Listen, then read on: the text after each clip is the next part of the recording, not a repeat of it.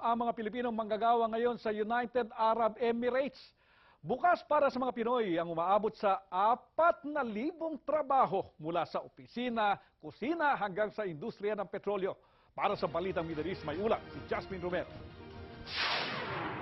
Para sa mga lalaking may karanasan sa industriya ng petrolyo, inanunsyo ng DOLE na naghahanap ang kumpanyang Emirates Petroleum Products Company o EPCO ng 300 petrol filler at 10 quick oil exchange.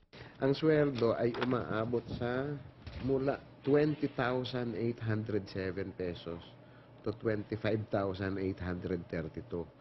Bukas din ang EPCO para sa mga cook, Italian chef, waiter, barista, outlet supervisor, cashier at order taker.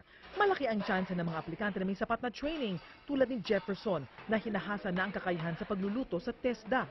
Bala ko po sanang mag-abroad, makapag-ipon, tapos makapagtayo ng sariling restaurant. Kailangan din ng mga posisyon sa sales. 400 sales assistant kung saan kalahati ay mga lalaki at kalahati naman sa mga posisyon ay para sa mga babae. Kailangan din ng 350 cashiers na may experience na sa pagtatrabaho sa malalaking supermarket. Naghahanap din ng mahigit 20 store manager at field trainer.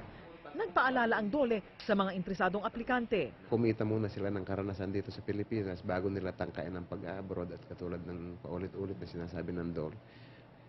Puntahan ang PUA, hanapin yung mga job order na lehitimo,